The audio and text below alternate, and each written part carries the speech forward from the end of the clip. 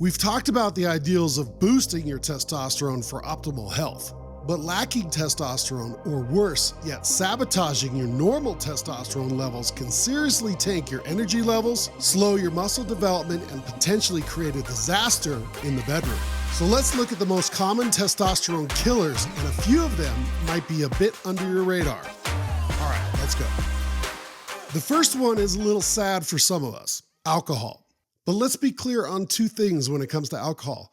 How much are we talking about, and what is actually happening when we drink? We all know estrogen is the polar opposite of testosterone, and both men and women produce it naturally, but the balance of the two hormones is critical between men and women. For men in alcohol, a lesser-known enzyme called aromatase is at play and naturally converts testosterone into estrogen. So aromatase kicks into overdrive when alcohol is consumed in large amounts. So those nights of binge drinking are actually encouraging your body not only to produce less testosterone, but to convert the testosterone you have into estrogen through the aromatase enzyme. A double hit. But this all begs the question of how much is too much alcohol? Well, most studies conclude that an average of 2 drinks per day over the period of a week is considered normal in this context. That is, as a testosterone killer. But alcohol is obviously much more than that. Take all the precautions you require when drinking alcohol, one of which is that it may actually kill off your testosterone if you binge. Second is a fairly sneaky one: mint. Some studies are suggesting that consuming a large amount of mint or mint-flavored products can contribute to the lowering of testosterone. The studies show that there's an anti-androgenic effect, that is, anti-testosterone. Now, the study that is most associated with this was looking at women drinking spearmint-flavored tea. Not a direct match to men, but the result is close enough to put it on the radar if you're feeling the symptoms of low testosterone. So while that stick of gum may be fine, just be aware of any mint-flavored drinks or desserts that you may be consuming.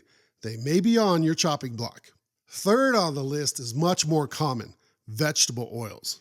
Most vegetable oils contain polyunsaturated fats, which are directly associated with the detrimental effects on testosterone.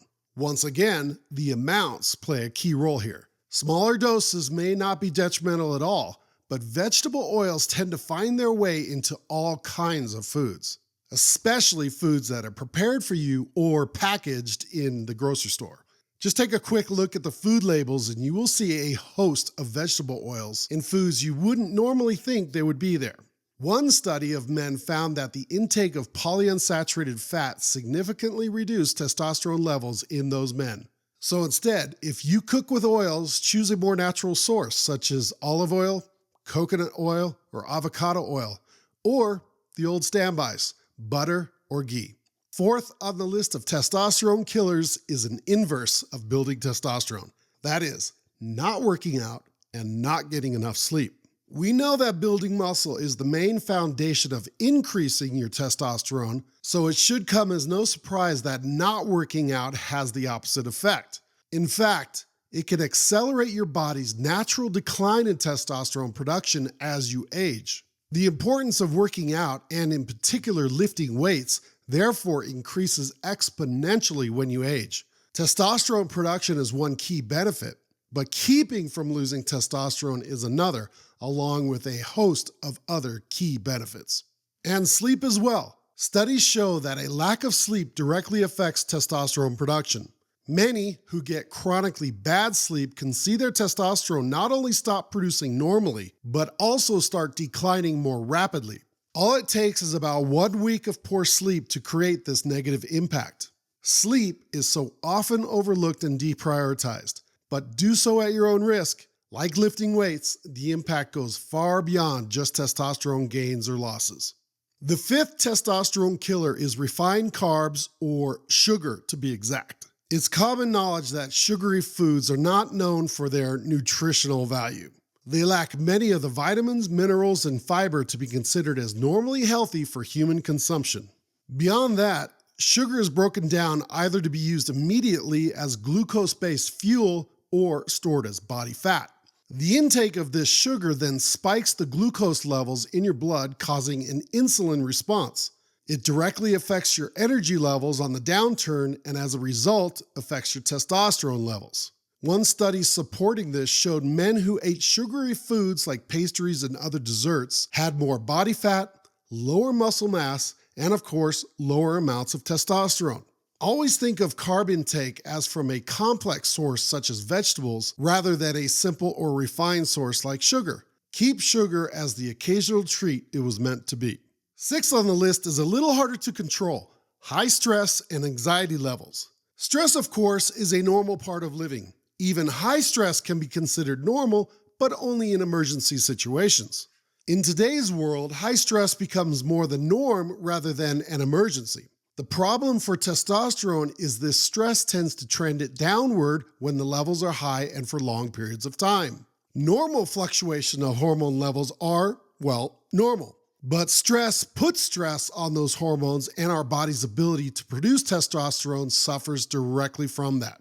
One study of men associating the stress of pain and testosterone levels determined a direct link to the lowering of testosterone levels in those test subjects. Like with other testosterone killers we've mentioned here, stress is much more damaging beyond testosterone, and it should be very high on your list to always have under control. Finally on our list of testosterone killers are trans fats, omega-3 fats, and processed foods generally. Trans fats and omega-3 fats are on opposite ends of the spectrum, good to bad respectively. Trans fats in particular have been very controversial since their inception. The FDA took a stance in recent years and concluded partially hydrogenated oils are not to be considered a safe food product. But even with this ruling, trans fats can still be found in certain baked goods and other processed foods. There are links to a host of negative health effects beyond that of lowering your testosterone. One study of men looked specifically at the level of hormones and the ingestion of trans fat. The conclusion was less than surprising, finding that it indeed lowered testosterone levels in the male test subjects. The use of trans fats should be phasing out, but depending on your location, be careful of its use and avoid it where possible. Now, omega-3 fats are commonly being pushed out in favor of omega-6 fats. We touched on this a bit when discussing vegetable oils, but it's important to mention that most processed foods contain much more omega-6 fat than omega-3 fat. A simple way to think about the difference is omega-3 is found more in animals, fish in particular, but also in fatty meats. Natural sources of fat tend to also have a natural balance between omega-3 and omega-6. When we turn to processed foods, that balance is thrown off in favor of omega-6. What happens in your body then is the ingestion of these imbalanced omega fats leads to an imbalance of your hormones. And in our case, that is an imbalance of estrogen against testosterone. As a general rule, as always, stay away from processed foods as much as possible. And keep these 7 points in mind to keep your testosterone from slipping into a damage zone. Take a look at this video for more tips and tricks, and we will see you there.